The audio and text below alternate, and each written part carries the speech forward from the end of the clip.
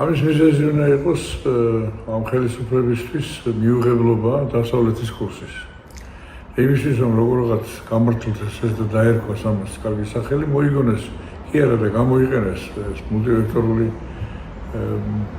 ურთიერთობების პრინციპი.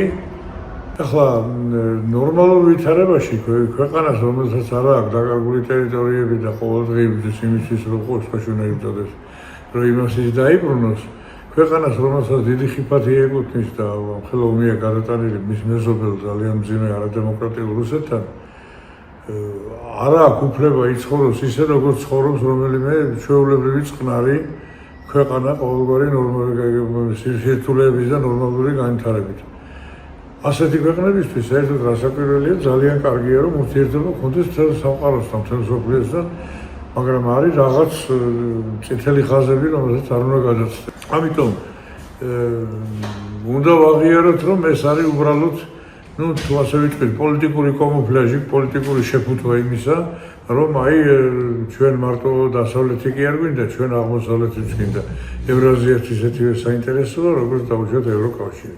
ამ მარტივ დემაგოგიასთან, რაღაც სოფისტიკასთან გვაქვს საქმე საქართველოს შემთხვევაში. ჩვენ პირდაპირ ხედავთ დასავლეთის მიმართულებით, ეს არის მხოლოდ უარყოფითი ნეგატიური რიტორიკა და არა მხოლოდ რიტორიკა, არამედ უბრალოდ ჟესტებიც.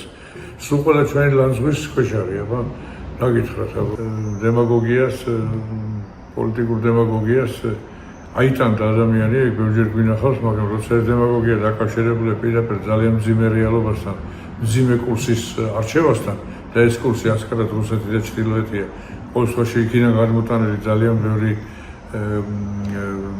წესებით და იმ კანონებით, რომელსაც საერთოდ მე მგონი ადამიანის არსებობას უფლება დაჭირდება, რომ ისუნთქოს მთავრობისგან. დაახლოებით ამ რეჟიმში წამსვლელი ხალხი, ამდენი პოლიტპატიმრები, ამდენი შეურაცხყოფა, ამდენი რაღაც გაუგებარი ვითარებები, ეს რაღაც ბანდიტური გარჩევები, მთავრობის წევრების ერთმანეთთან, რაღაცა ცრუთითკვლელობები და ასე შემდეგ, ესე ამ რეჟიმში ყოფნა რასაკვირველი ნიშნავს, რომ ეს რუსეთისკენ არის ორიენტაცია და არა დაუშვათ, რა გითხრა, ლუქსემბურგის.